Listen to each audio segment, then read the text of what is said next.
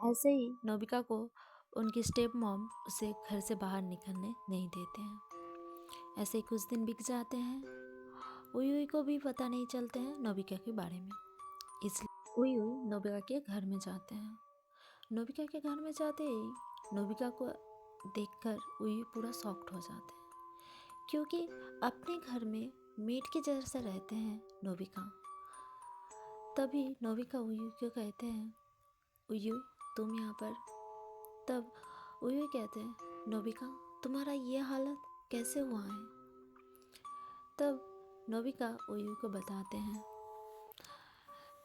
उसकी मम्मा उसे घर से निकलने नहीं देते हैं और कॉलेज जाना बंद कर दिया है, और घर के सारे काम नोबिका को करवाते हैं। ये सुनने के बाद उई कहते हैं, तू इतना कुछ सह रहा है, तू मेरे साथ चल, तुझे यहाँ पर नहीं रहना, तो चल, नहीं तो तुम मर जाओगे। तभी वहाँ पर नोबिका की स्टेप मॉम आ जाते हैं, और उई उई की ये बात सुनकर उई उई के ऊपर बहुत ज़्यादा गुस्सा करते हैं, और उई उई को वहाँ से घर के बाहर निकल देते हैं, और उई उई को कहते हैं कभी भी नोबिका से मत मिलना और इस घर में दोबारा मत आना। तो उई उई बहुत ही सैड होकर वहाँ से चले जाते हैं, और इधर साइड नोबिका भी बहुत ज़्यादा कष्ट सहकर इस घर में रहते हैं। वो चाहकर भी कुछ नहीं कर पा रहे हैं। ऐसे ही दिन बीतते रहे। नोबिका बहुत दिन हो गया है कॉलेज नहीं आए हैं, तो यूजुन यंजुन भी बहुत ज़्यादा परेशान हो जाते हैं, क्योंकि इतने दिन हो गया है नोबिका से नहीं मिला है, और नहीं तो अपने दिल की बात नोबिका को कह पाए। तो क्लब आते हैं और यंजू को कहते हैं, एक बार उई उई से जाके पूछ ले नोबिका क्यों कॉलेज नहीं आते हैं। तभी यंजू उई उई के पास जाते हैं और उसे पूछते हैं, नोबिका क्यों कॉलेज नहीं आए। तब उई उई कुछ कहने वाले थे, परंतु वो चुप हो गया, और यंजू को कहते हैं, एक्चुअली नोबिका की तबीयत अच्छा नहीं है। तब यंजू कहते हैं, क्या, और नोबिका की तबीयत अच्छा नहीं है और इसलिए वो कॉलेज नहीं आए, परंतु तुम मुझे ये बात बताया नहीं क्यों। तब उई कहते हैं, परंतु मैं उसकी बात तुमको क्यों बताऊंगी। हाँ मैं जानती हूँ तुम उसकी फ्रेंड हो, परंतु तभी यंजू कहते हैं, एक्चुअली उई मैं उसकी फ्रेंड तो हूँ, परंतु मैं उसे प्यार करती हूँ। हाँ मैं उसे प्यार करती हूँ, और मैं उससे मेरे दिल की बात बताना चाहती हूँ, परंतु उसका तबीयत ठीक नहीं है। तो मुझे बताओ उसकी घर की एड्रेस, मैं उसके पास जाऊँगी। तब वो भी कहते हैं, ऐसे बात नहीं है, वो थोड़ी दिन बाद कॉलेज आ जाएंगे, तुमको इतना चिंता करने की कोई बात नहीं है, वो ठीक है। ओई ओई ये बात कह के वहाँ से चला जाता है। यंजू थोड़ा सा सॉफ्ट था, क्योंकि ओई की बात उसे अच्छा नहीं लगा। कुछ तो वो छुपा रहे हैं, ये यंजू समझ पा रहे हैं। इधर साइड ओई मन में कहते हैं, यंजू बहुत ही अच्छा लड़का है और नोबिका को बहुत अच्छा रखेंगे, परंतु नोबिका की बात वो जानने के बाद क्या करेंगे। एक्चुअली नोबिका के बारे में नोबिका किसी को नहीं बताते हैं, और वो उयुई को बोलते हैं उसके बारे में किसी को मत बताना। इसलिए उयुई योंजू को नोबिका के बारे में कुछ भी नहीं बताया है। वो उसे झूठ कहा है क्योंकि नोबिका की तबीयत खराब है। एक्चुअली में तो नोबिका की तबीयत नहीं, उसकी स्टेप मॉम उसे घर से बाहर निकलने नहीं देते हैं। तो ऐसे ही कुछ दिन बीत जाते हैं। नोबिका घर से छुपकर उयुई से कभी कभी मिलने जाते हैं। तब ऐसे ही 2 मंथ बीत जाते हैं। इधर साइड यंजू बहुत ज़्यादा परेशान रहते हैं नोबिता के बारे में। इतने दिन हो गए हैं नोबिका से मिले नहीं हैं और ना ही तो नोबिका के साथ बात हुआ है। वो उयुई के पास फिर से जाते हैं और कहते हैं, प्लीज़ नोबिका क्यों नहीं आए, बताओ मुझे, मैं तुमसे रिक्वेस्ट करती हूँ। उयुई, नोबिका का क्या हुआ है? वो बहुत दिन हो गया है, कॉलेज भी नहीं आए और ना ही तो मैं उसे कभी बाहर दिखा। क्या वो यहाँ पर नहीं है?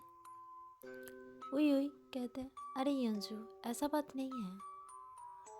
ये बात कह के वहाँ से चले जाते हैं।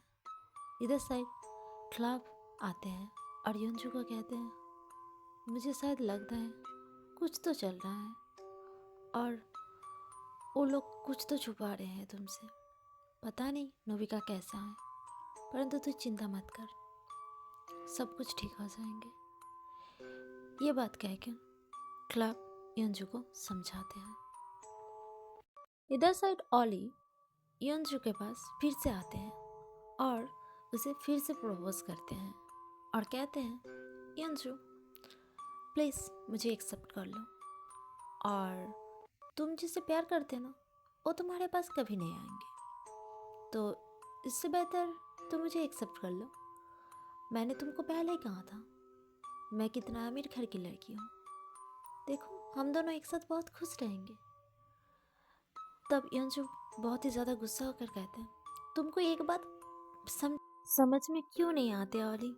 मैंने तुमको बोला ना मैं किसी और से प्यार करती हूँ, प्लीज़ चले जाओ मेरी ज़िंदगी से। मैं पहले ही परेशान हूँ और ये बात को लेकर मैं ज़्यादा बात नहीं करना चाहती। मैं किसी और से प्यार करती हूँ और मैं उसे ही शादी करूँगी, तुम जाओ।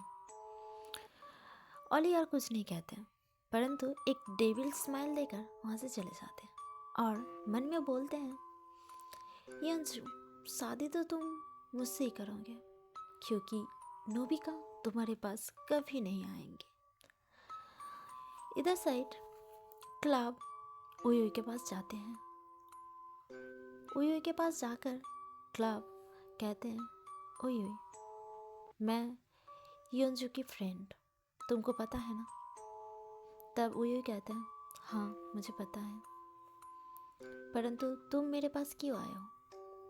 तब क्लब कहते हैं, एक्चुअली उयुई मैं तुमसे रिक्वेस्ट करने के लिए आई हूँ। यंजू मेरे भाई के जैसे हैं, प्लीज़ उसे बता दो नोबिका के बारे में, क्या हुआ है नोबिका के बारे। तब उयुई कहते हैं, उयुई क्लब को कहते हैं, ठीक है, कल शाम के टाइम तुम और यंजू एक नेशनल पार्क में चले आना, मैं तुम दोनों को नोबिका के पास लेकर जाऊंगी। ये कहते हुए उयुई वहाँ से चले जाते हैं।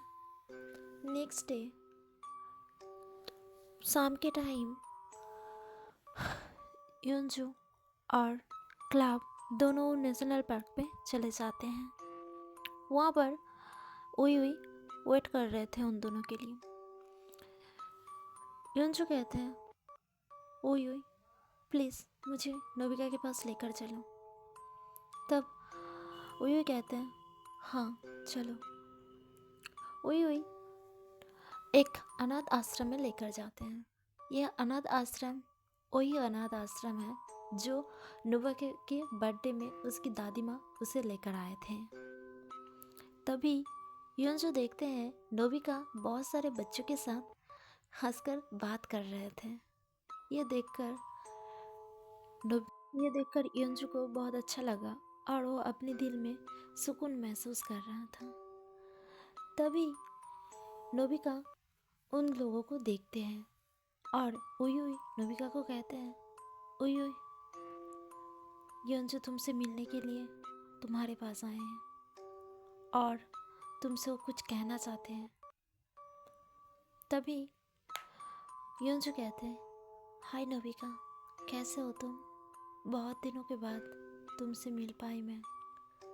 तब नोबिका कहते हैं, मैं अच्छी हूँ, तुम कैसे हो? तब यंजू भी कहते हैं, तुमको देखने के बाद मैं अच्छी हूँ। तभी क्लब कहते हैं, अरे उयुई उन दोनों को बात करने दो, चलो मेरे साथ। हम दोनों दूसरे साइड में जाते हैं। तभी क्लब और उई वहाँ से चले जाते हैं। अब युनजू और नोबिका दोनों अकेला हैं। तब युनजू नोबिका को कहते हैं, एक्चुअली नोबिका, उस दिन मैं तुमको एक बात बताना चाहती थी और मैं बता नहीं पाई। तब नोबिका कहते हैं, हाँ बताओ, क्या बताना चाहते हो। तब युनजू कहते हैं, एक्चुअली मैं तुमसे प्यार करती हूँ, आई लव यू, और मैं तुमसे शादी करना चाहती हूँ। क्या तुम मुझे एक्सेप्ट करोगे? Will you marry me? ये बात सुनते ही नोबिका की आँख से पानी आ गया। वो खुशी में क्या करे समझ में नहीं आया, और वो युनजू को कहते हैं, हाँ मैं भी तुमसे प्यार करती हूँ।